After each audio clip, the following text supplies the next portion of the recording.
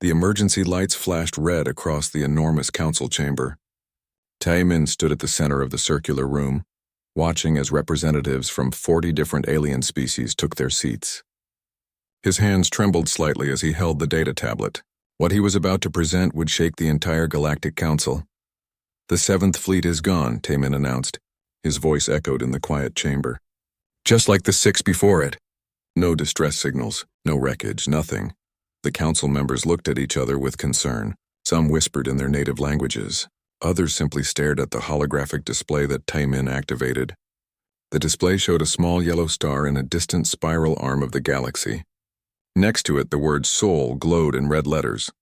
"This system," Taemin continued, "contains a world called Earth. Our initial scans showed a primitive civilization. They barely have spaceflight.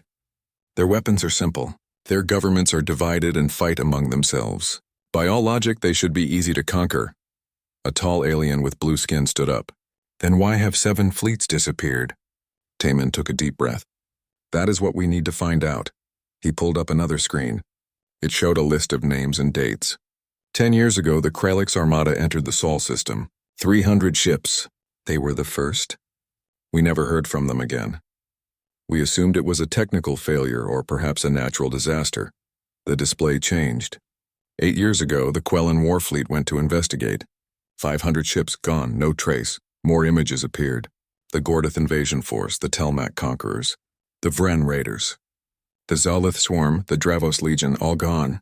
In total, we have lost over 3,000 warships in that system. The chamber erupted in noise. Aliens shouted in confusion and anger. How could a primitive world destroy so many advanced fleets? In the back of the chamber, a young analyst named Jiwoo sat quietly. She had been studying the Sol system for months. Something about it bothered her deeply. The numbers did not make sense. She raised her hand slowly. "Commander Taemin," she called out. Her voice was soft but clear. "May I speak?" Taemin nodded. "Please." Jiwoo stood up. She was young and inexperienced compared to the others in the room. Many of the council members looked at her with doubt. "I have reviewed all available data on Earth," she began. "Something is wrong with our assumptions. We keep calling them primitive, but we are missing something important." An older council member laughed. "What could we be missing? Their technology is centuries behind ours." "That is exactly my point," Jiwoo replied. "If they are so primitive, how are they destroying our fleets? Technology alone cannot explain this. There must be something else. Something about the humans themselves." "Humans?" another alien asked. "Is that what they call themselves?" "Yes," Jiwoo confirmed. "They call themselves humans. And I believe we need to study them more carefully before we send another fleet." The council chamber filled with arguments. Some agreed with Jiwoo. Others thought she was being foolish. One particularly aggressive council member slammed his fist on the desk. "Enough!" He shouted. "We cannot let fear of a primitive species stop us. We must send another fleet.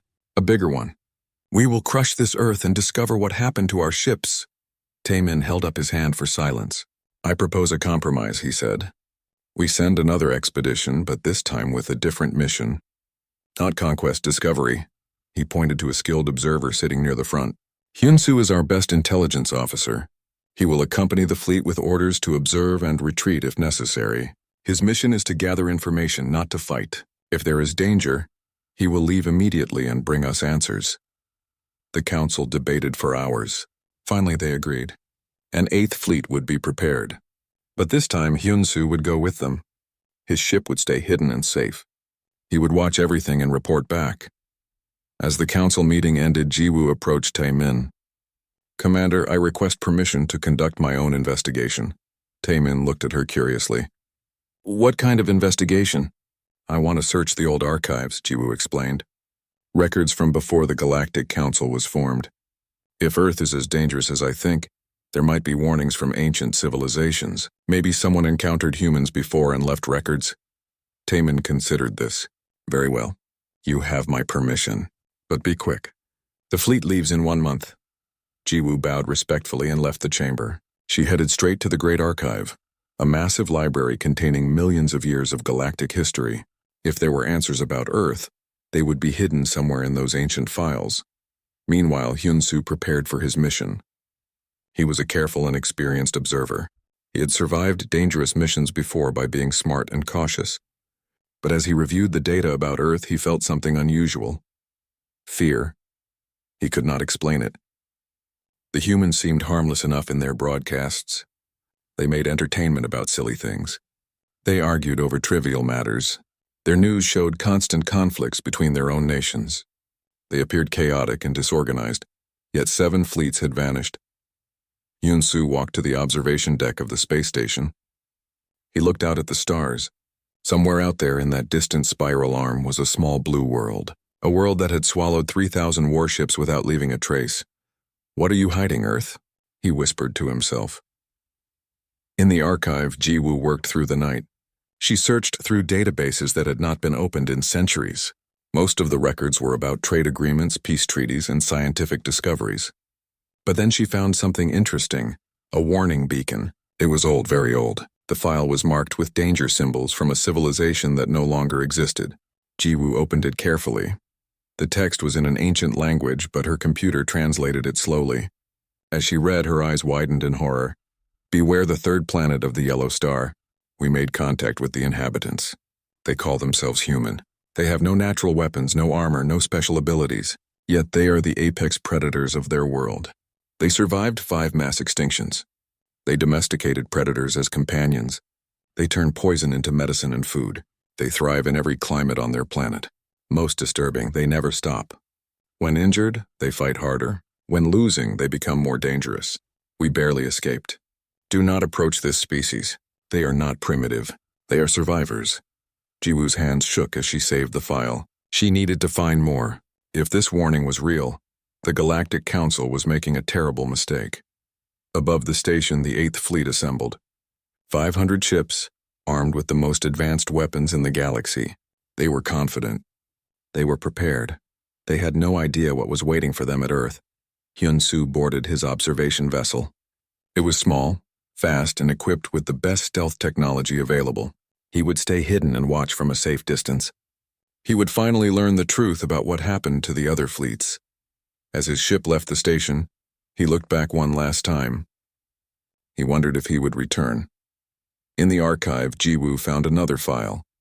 Then another. The warnings were consistent. Every ancient civilization that encountered Earth had the same advice: stay away. She tried to contact Taimin, but he was busy with fleet preparations. She sent urgent messages. She marked them as critical. But in the chaos of preparing for the expedition, her warnings were lost in the system. The fleet jumped to faster than light speed. They would reach Earth in 3 weeks. Jiwoo worked faster. She needed more evidence. She needed proof that would make the council listen. Time was running out, and somewhere on that distant blue world, humanity went about their daily lives. They had no idea that another alien fleet was coming. They did not know that 7 others had tried before, but soon they would find out, and the galaxy would finally learn why no one returns from attacking Earth. Hyun-Soo watched through his ship's sensors as the fleet dropped out of faster-than-light travel. The blue and green planet hung in space before them like a jewel. Earth. It looked peaceful, beautiful, harmless. His observation ship stayed far behind the main fleet, hidden by stealth fields. His orders were clear: watch everything, record everything, and run if things went wrong. He hoped running would not be necessary. The fleet commander opened a communication channel. Hyun-Soo listened as the commander's voice boomed across all frequencies. "Attention, inhabitants of Earth. This is Commander Velkoth of the Galactic Expeditionary Force. You are surrounded. Your primitive weapons cannot harm us. Surrender now and we will be merciful. Resist and we will destroy your cities one by one." Hyun-Soo waited for the response. What came back confused him. Dozens of different voices responded. Some spoke in different languages. Some offered immediate surrender. Others threatened nuclear war. A few tried to negotiate. One voice even asked if this was some kind of joke or movie production. The humans seemed completely disorganized. The fleet commander laughed. They cannot even agree on a response. This will be easier than we thought. But Hyun-Soo felt uneasy. He remembered the warnings in the ancient files that Jiwoo had sent him just before he left. He remembered the 7 fleets that never returned. Nothing about this felt easy. The fleet moved into attack position. They spread out across Earth's orbit, their weapons charged. They prepared to demonstrate their power by destroying a few satellites as a warning. Then everything changed. The first sign of trouble came from the satellites themselves. Hundreds of them suddenly changed course. They were not military satellites. They were communication satellites, weather satellites, even old defunct ones that should not be moving at all. But they moved. They moved toward the alien ships. What are they doing? The fleet commander demanded. Before anyone could answer, the first satellite crashed into an alien scout ship. Then another. And another. The satellites were deliberately destroying themselves to damage the fleet. It made no sense. They were sacrificing valuable equipment just to cause minor damage. Evasive maneuvers, the commander ordered. But the satellites kept coming. The humans were using everything in orbit as weapons. Old space stations adjusted their orbits to block flight paths. Debris from destroyed satellites spread out like shrapnel. The fleet had to scatter to avoid the chaos. Hyun-soo recorded everything. This was not normal warfare. This was desperation tactics, or was it? The satellites moved with too much precision to be desperate. Someone was controlling them expertly. On Earth's surface, something else was happening. The fleet's computer systems started experiencing problems. Data corruption, false readings, system crashes. The alien technicians worked frantically to fix the issues. "We are under cyber attack," one technician reported. But that is impossible. Their computer technology is primitive. They use simple binary code. They should not be able to penetrate our systems, yet they were. Somehow human hackers were breaking through security that should have been unbreakable. They were not more advanced. They were just more creative. They found weaknesses that the aliens never imagined existed. The fleet commander grew angry. "Enough of this. Begin the attack. Destroy their space stations. Show them we are serious." The fleet opened fire. Plasma beams lanced out toward the International Space Station. But before the beams hit, something unexpected happened. Small human spacecraft moved to intercept. They were not military ships. They were civilian shuttles, mining vessels, even tourist craft. They deliberately put themselves in the path of the weapons. Hyun-soo watched in horror as one shuttle took a direct hit. The pilot's name appeared on his screen. Dae-hyun, a maintenance worker who had been repairing satellites. Instead of running, Dae-hyun had turned his small ship around and used it as a shield. The shuttle exploded, but it gave the space station time to activate emergency thrusters and move to safety. "They are protecting their structures with their own bodies," Hyun-soo whispered into his recording device. "This makes no tactical sense. That pilot could have escaped. Instead, he died to save a station. But Dae-hyun's sacrifice was not alone. Other human pilots did the same thing. They used their ships as shields, as rams, as missiles. They fought with a ferocity that shocked the alien fleet. These were not trained soldiers. These were ordinary people who grabbed whatever spacecraft they could find and flew toward the enemy. One human pilot managed to damage her ship's reactor and then crashed into an alien destroyer. The explosion took out the destroyer's engines. Another pilot hacked his spacecraft's navigation system to fly in patterns that confused the alien targeting computers. The fleet began to take real damage. Not from superior technology, but from sheer insane bravery. Earth's military finally joined the fight. Their spacecraft were indeed primitive compared to the alien vessels. They were slower. Their weapons were weaker. Their shields were almost non-existent. But they fought anyway. A squadron of human fighters engaged a group of alien interceptors. The aliens should have won easily. Instead, the human pilots used tactics that made no sense. They flew too close. They accepted damage to get better shots. They worked together in ways that seemed almost telepathic. One human pilot, a woman named Bo-ra, flew her damaged fighter directly at an alien cruiser. The aliens thought she was trying to ram them. Instead, she ejected at the last moment, and her fighter's autopilot continued forward. When the aliens focused on the empty fighter, Bo-ra used her suit's small thrusters to maneuver behind them and plant an explosive device on their hull. She died in the vacuum of space, but she took the cruiser with her. Hyun-soo recorded everything. His hands shook as he typed notes into his computer. They are not fighting to win. They are fighting to hurt us as much as possible before they die. Every human who dies takes at least one alien ship with them. This is not warfare. This is mutual destruction. The fleet commander called for a temporary retreat. The aliens needed to regroup and develop new strategies. They pulled back to the far side of Earth's moon. During the brief ceasefire, something unexpected happened. A communication request came through on a diplomatic channel. The fleet commander accepted it. A human face appeared on the screen. He was middle-aged, with tired eyes and a calm expression. His name appeared in the translation software, Tai Yang, a negotiator for one of Earth's largest nations. "Hello," Tai Yang said simply. "I speak for several of Earth's governments. We have a proposal," the fleet commander sneered. "You are in no position to negotiate. We have lost only a fraction of our fleet. You have lost hundreds of your people." Tai Yang nodded. "Yes, and we will lose thousands more. Maybe millions, but so will you. Every ship you lose here is one less ship you have for other battles. Every soldier who dies here is one less soldier for your empire.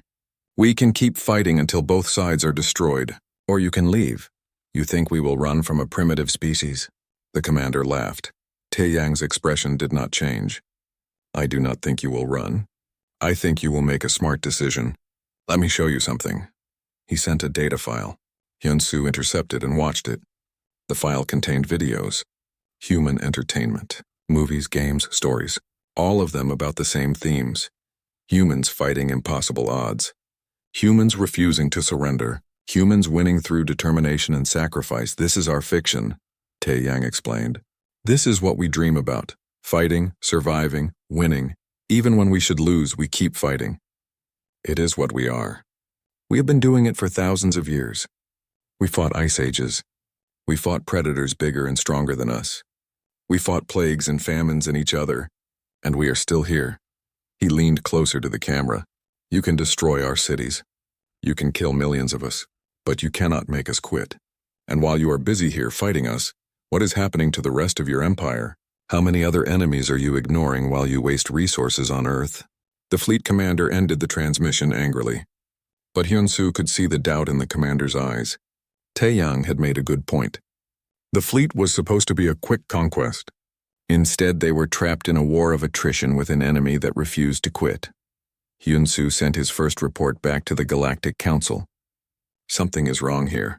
The humans are not fighting like a primitive species. They are fighting like they have nothing to lose. Recommend immediate withdrawal and further study." He did not know if the council would listen, but he knew one thing for certain. The fleet commander would not retreat. Pride would not let him. He would rather die than admit defeat to a species he considered inferior. And that pride, Hyun-Soo realized with growing horror, would get them all killed. On Earth, humans prepared for the next attack. They salvaged alien technology from destroyed ships. They studied alien weapons. They learned fast, too fast, and they waited, patient, determined, ready to fight until the very end. The fleet began moving back toward Earth. The real battle was about to begin. Hyun-Soo powered up his ships faster than light drive. He had a feeling he would need to escape soon, very soon. Ji-Woo had not slept in 3 days. Her eyes burned as she stared at the computer screen in the Great Archive. She had found something incredible, something terrifying. The files were ancient, buried deep in databases that most people had forgotten existed. They were written by civilizations that had died out thousands of years ago. But their warnings about Earth remained. She opened another file. This one was from a species called the Keltar. They had been explorers, traveling the galaxy long before the Galactic Council was formed. Their report about Earth was detailed and disturbing. "We landed on the third planet of the Yellow Star." The report began. "The dominant species calls themselves humans. They are strange creatures. They have no natural weapons. No claws, no fangs. No venom, no armor. They are slow compared to many predators on their world. Yet they are the dominant species. How?" Ji-Woo continued reading, her heart pounding. "We studied them. The answer is simple and horrible. They do not stop. They are pursuit predators. They chase their prey until it collapses from exhaustion. They can run for hours. They can go days without sleep. Their bodies sweat, allowing them to cool down while their prey overheats. They are not fast, but they are relentless." The report continued with more observations. "We saw a human track an animal across 20 kilometers of rough terrain. The animal was faster. The animal was stronger, but the human kept following. For 6 hours, the animal finally collapsed from heat exhaustion. The human walked up and killed it with a simple tool." Ji-Woo felt chills run down her spine. She kept reading. "But this is not the most disturbing thing about humans. They are also incredibly adaptable. They live in every climate on their planet. frozen wastelands where most species would die in minutes, burning deserts where water is scarce, high mountains with thin air, deep jungles filled with diseases. Humans live in all these places. They adapt. They survive. Another file contained medical observations. Human biology is designed for survival. Their immune systems are extraordinarily aggressive.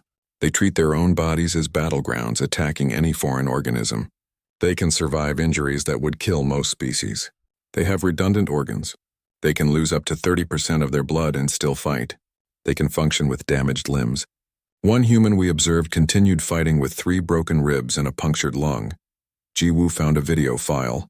It was grainy and old, but it showed humans doing something bizarre. They were jumping out of aircraft for fun. They fell through the sky at incredible speeds, then opened parachutes at the last moment. They did this voluntarily. They paid money to do it. Another video showed humans climbing vertical rock faces with minimal equipment. Another showed humans diving with sharks, swimming with whales, exploring caves deep underground. They seemed to seek out danger as entertainment. This species is insane, one report concluded. They do not fear death the way other intelligent species do. They challenge it. They make games of it. Their entertainment is filled with violence and danger. Their stories glorify fighting against impossible odds. They seem to enjoy fear. They call it excitement. Jiwoo found a linguistic analysis. It was fascinating and disturbing. The human language had dozens of words for different types of fighting: war, battle, skirmish, conflict, struggle, combat, each with subtle differences. Their vocabulary for violence was incredibly sophisticated, but they also had many words for determination, perseverance, persistence, stubbornness, tenacity, grit. Their language revealed what they valued: never giving up. A cultural analysis report made Jiwoo's hands shake. Human history is defined by constant warfare. They fight each other constantly. Over resources, over beliefs, over territory, over insults to their pride. In the past 1,000 years, there have been fewer than 50 years of total peace across their entire planet. They are always fighting someone. But, the report continued, when faced with an external threat, they unify instantly. They will stop fighting each other and focus on the common enemy. This makes them extraordinarily dangerous. Their internal conflicts are actually training. They are constantly practicing warfare against each other, maintaining their fighting skills even during peace. Jiwoo found medical records that made her stomach turn. Humans had survived things that should have killed them. One human had been struck by lightning 7 times and survived. Another had fallen from an aircraft without a parachute and lived. Humans had survived being frozen, being stabbed, being shot, being poisoned. Their will to survive was almost supernatural. She found a file about human endurance. It contained data about human athletes, humans who ran hundreds of kilometers without stopping, humans who climbed mountains without oxygen, humans who swam across oceans. These were not soldiers. These were ordinary people who pushed their bodies to extreme limits for no reason other than to prove they could. They are a species that evolved on a death world, one report stated bluntly. Their planet has killed 99% of all species that ever lived there, through 5 mass extinction events. The humans survived all of them. They survived by being tougher than everything else. They survived by refusing to die. Jiwoo discovered something about human psychology. Humans had a condition they called stubbornness. When told they could not do something, they became more determined to do it. When facing impossible odds, they tried harder. Defeat did not demoralize them. It made them angry, and angry humans were dangerous humans. She found reports about human problem solving. When faced with a challenge, humans would try one approach. If it failed, they would try another, and another. They would keep trying until they found a solution or died trying. They called this persistence. Other species called it insanity. An anthropological study noted that humans had domesticated wolves. Not small wolves, large, dangerous predators that could easily kill a human. But humans had somehow turned these predators into loyal companions. They called them dogs. This showed something crucial about humans. They could make allies of their enemies. Jiwoo found a report about human warfare. It was detailed and frightening. Humans did not fight fair. They used ambushes. They used terrain to their advantage. They used psychological warfare. They spread false information. They turned enemy weapons against their enemies. They were creative in their violence. One report noted, "Humans have a saying, necessity is the mother of invention." When desperate, they become incredibly creative. They will use anything as a weapon: rocks, sticks, chemicals, even the environment itself. They will poison water supplies. They will burn crops. They will collapse buildings. They will do whatever it takes to win. Jiwoo discovered records of human medicine. Humans had turned deadly plants into healing drugs. They had learned to use poison as medicine in small doses. They had developed vaccines by deliberately infecting themselves with weakened diseases. They experimented on themselves to advance their knowledge. They sacrificed some to save many. A psychological profile stated, "Humans have strong emotional bonds. They will die to protect their family. They will sacrifice themselves for their tribe. They will fight to the death for abstract concepts like honor or freedom. These emotional drives make them unpredictable and dangerous." She found a file about human reproduction. Humans were unusual. They had relatively few offspring compared to other species, but they invested enormous resources in each child. Human parents would die to protect their children.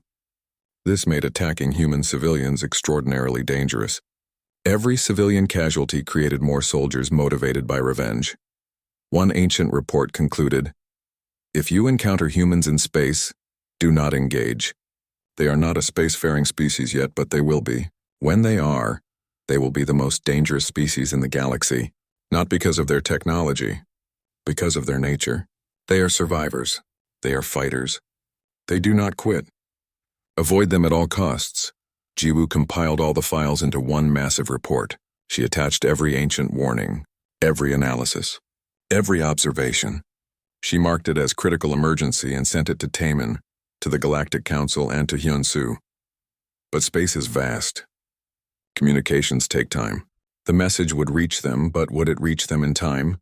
Meanwhile, in Earth's orbit, the Eighth Fleet prepared for their final assault. The fleet commander had decided to target Earth's cities. He would break human morale by killing civilians. It was a brutal strategy, but he was convinced it would work. He had no idea that bombing human cities was the worst possible choice he could make. On Earth's surface, human engineers worked around the clock. A woman named Bora led a team analyzing captured alien technology. They had pieces of destroyed alien ships. They were reverse engineering the weapons and shields. "We do not need to understand how it works," Bora told her team. "We just need to understand how to break it." Her team worked without sleep. They tested theories. They failed repeatedly, but they kept trying. After 72 hours of continuous work, they found weaknesses in the alien shields. They developed countermeasures. Bora sent the information to all military forces. "We can hurt them now. Make every shot count." In a military command center, Admiral Kyung-soo reviewed the situation. The aliens were preparing to bomb cities. He had to make an impossible decision. He could evacuate the cities, but that would take too long. The fleet commander gave the order. "Begin bombardment of Earth's major cities. Target their population centers. Break their will to fight." Hyunsu watched in horror from his hidden observation ship. This was wrong. Everything about this was wrong. He wanted to scream at the commander to stop, but his orders were to observe only. He could not interfere. The first wave of plasma weapons fired toward Earth's surface. The beams were designed to destroy entire city blocks. They would kill millions in seconds. The fleet commander smiled, certain that this show of power would finally make the humans surrender. He did not understand humans at all. On Earth's surface, warning sirens blared across every city. People ran for shelters, but many did not run. They stayed. They grabbed weapons. They prepared to fight back however they could, because that is what humans do when attacked. They do not break. They harden. Before the plasma beams reached their targets, Admiral Kyung-soo gave his order. "Detonate nuclear weapons. Atmospheric burst now." Nuclear missiles launched from submarines and hidden bases. They exploded high in Earth's atmosphere, creating massive electromagnetic pulses. The pulses spread across the planet like invisible waves. Every electronic device on Earth died. Computers shut down. Power grids failed. Communications went dark. Earth went silent. But so did the alien fleet. Their ships relied heavily on computer systems. The electromagnetic pulse damaged their sensors, their weapons, their navigation. Ships collided with each other in the chaos. Weapons fired randomly. The carefully planned attack turned into confusion. What happened? The fleet commander shouted. Report. His crew worked frantically to restore systems. They were trained for technical failures, but not for this. Not for an enemy that would damage their own planet to hurt their attackers. On Earth, humans switched to backup systems. Manual controls. Analog equipment. Technology that did not depend on computers. They had prepared for this. They knew the electromagnetic pulse would hurt them too, but they also knew they could survive without technology better than the aliens could. Human fighter pilots switched to manual flying. It was harder, more dangerous, but they could do it. They had trained for it. They flew by sight and instinct, something the aliens had never needed to learn. A pilot named Ha Yun took advantage of the chaos. Her fighter's computer was dead, but she did not need it.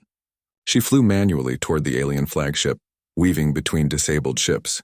Her weapons were offline, but her fighter still had fuel. And a fighter with fuel is a missile with a pilot inside.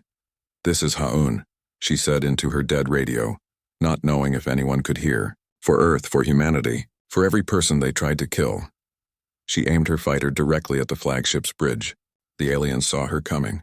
They tried to shoot her down, but their weapons were still malfunctioning. She flew closer, closer. The flagship's bridge filled her entire view. She did not close her eyes. She wanted to see it. She wanted to die knowing she took the enemy commander with her. The fighter hit the bridge at incredible speed. The explosion tore through the flagship's command center. The fleet commander died instantly, along with his entire senior staff. The alien fleet fell into chaos. Without leadership, without working computers, they were helpless. Human forces pressed the attack. Ground-based railguns, which did not need computers, fired metal slugs into orbit. The slugs were simple, dumb metal, but moving at incredible speeds, they punched through alien hulls like paper. A human civilian, a woman named Young Ji, watched from her destroyed city. Her family had died in the initial attack. Her home was gone. Everything she loved was ash. But she did not cry. She did not mourn, not yet. First, she would make the aliens pay. She found an intact piece of alien wreckage, part of a landing craft that had crashed nearby. It was damaged but still functional. Young Ji had been a rock climber before the war. She understood ropes, carabiners, and how to scale difficult surfaces. She climbed the alien craft. The hull was smooth, but she found handholds. She pulled herself up meter by meter. Inside the craft, she found alien soldiers trying to repair their systems. They did not see her. They did not expect a single human civilian to climb inside their ship.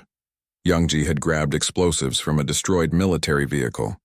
Simple chemical explosives that did not need computers. She placed them carefully throughout the alien craft. Then she climbed back out. From a safe distance, she detonated the charges.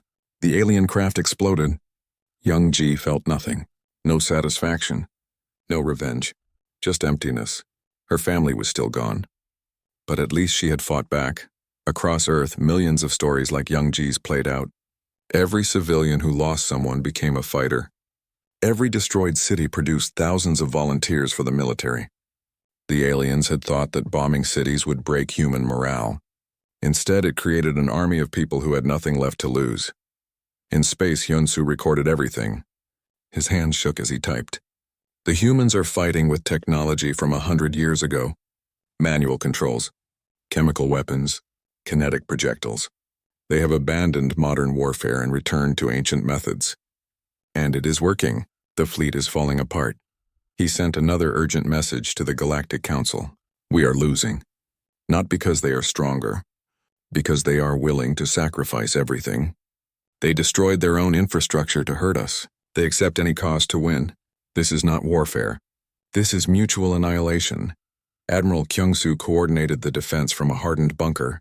His computers were dead, so he used paper maps and radio communication. It was slower, less efficient, but it worked. He directed forces across the planet using methods that were centuries old. They are retreating, one of his officers reported. The alien fleet is trying to regroup. Do not let them, Kyung-soo ordered. Press the attack. They want to leave?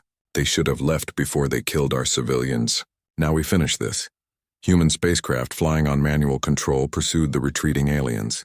It was dangerous, Many pilots died when their manual flying failed, but others succeeded. They harassed the alien fleet, preventing them from organizing a proper retreat. A team of human engineers led by a man named Tai Hyun worked on captured alien technology. They had a functional alien weapon system. They did not understand how it worked.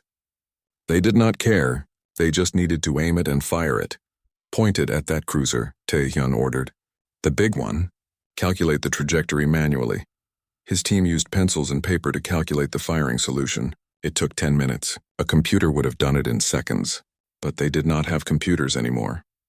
They had brains and determination. That was enough. They fired.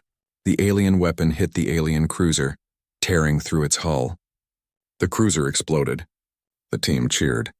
Then they began calculating the next shot. Ji-woo's message finally reached Hyun-soo. He read her report about human history, about their evolution, about what they were. He understood now. The 7 previous fleets had not been destroyed by better technology.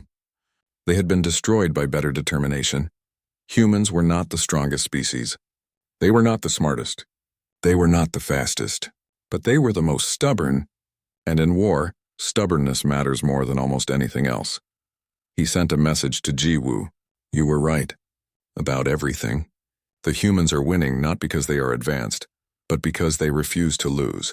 I recommend immediate withdrawal of all forces and a permanent quarantine of the Sol system. The alien fleet tried to retreat beyond Earth's moon. They hoped to regroup there, repair their systems, and either continue the fight or escape. But humans did not give them time. Human forces had one more surprise. They had been mining asteroids for resources. Those asteroids had engines attached to move them. Now humans redirected those asteroids toward the alien fleet. The aliens detected the incoming asteroids and prepared to destroy them. But the asteroids were just rocks. They had no computers to disable. They were simple kinetic weapons moving at incredible speeds through space.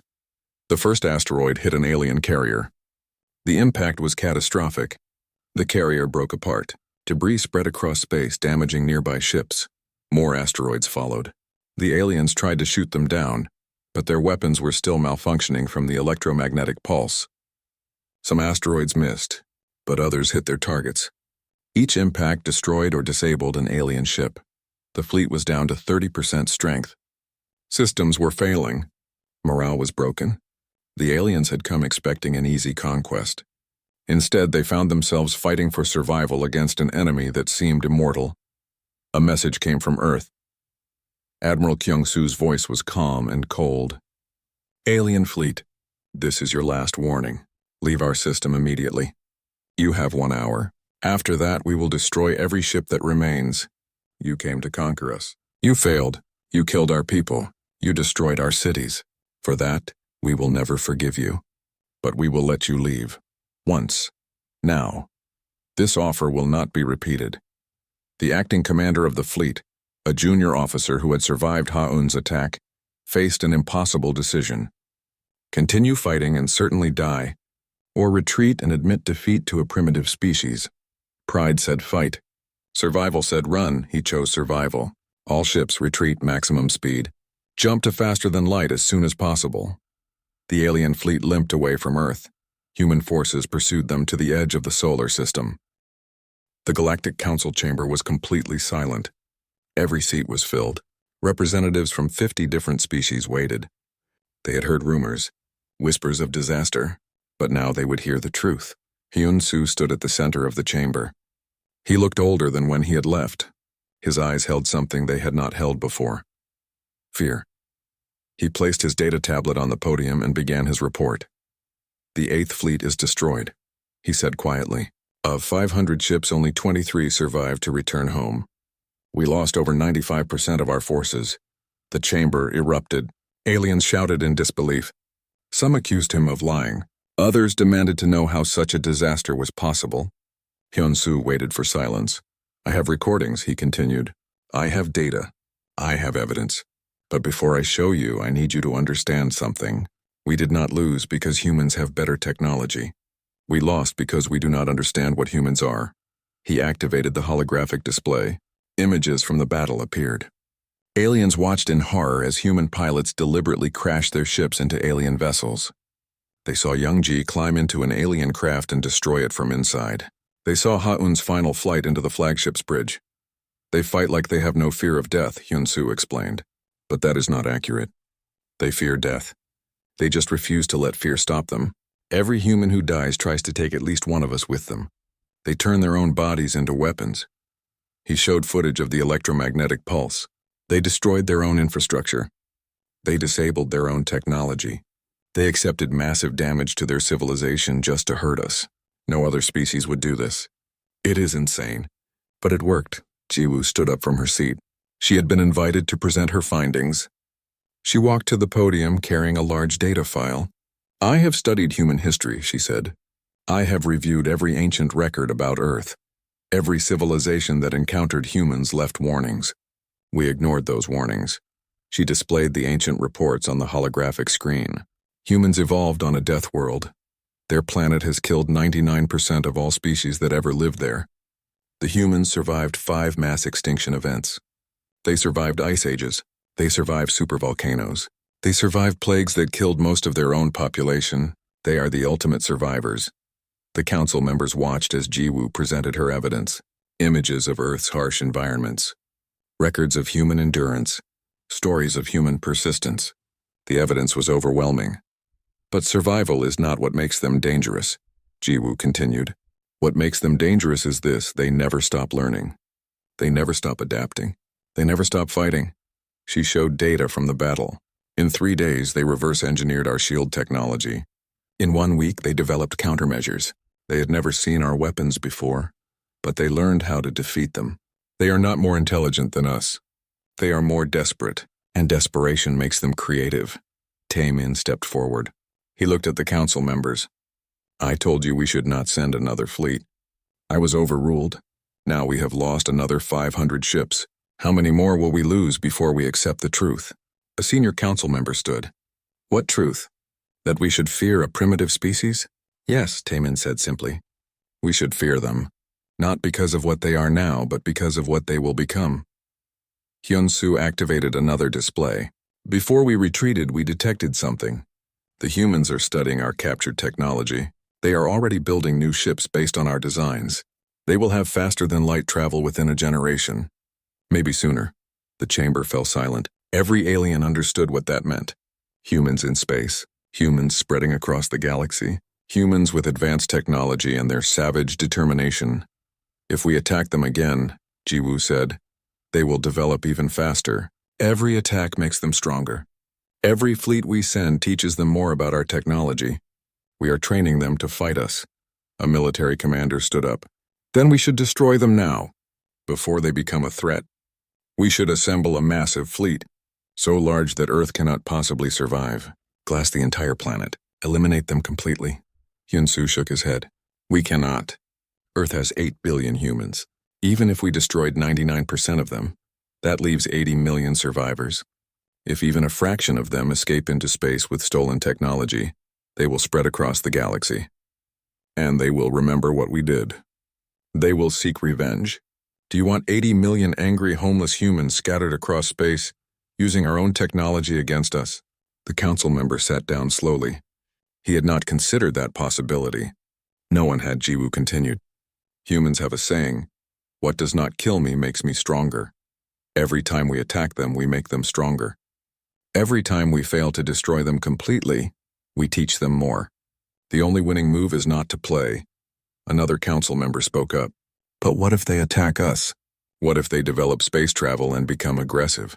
Hyun-Soo pulled up the final part of his report. During the battle, we communicated with a human negotiator named Tai Yang. He gave us a choice, leave or die. We left. He kept his word. He let us go. Humans fight when attacked, but they have shown they can negotiate when given the option. They also have internal conflicts, Ji-woo added. Humans fight among themselves constantly. Their world is divided into hundreds of nations. They have different governments, different beliefs, different cultures. This division keeps them focused on each other, rather than on external expansion. As long as we do not threaten them, they will likely remain focused on their own problems. The council debated for hours. Some wanted to send a larger fleet. Others wanted to quarantine the Sol system. A few even suggested attempting peaceful contact and trade. Finally, Taiman made a proposal. I suggest we do what the ancient civilizations did. We mark the Sol system as forbidden space. We place warning beacons. We tell every species in the galaxy, do not go to Earth. Not because we fear their technology, but because we fear their determination. That is cowardice, one military commander argued. No, Hyun-Soo replied, that is wisdom.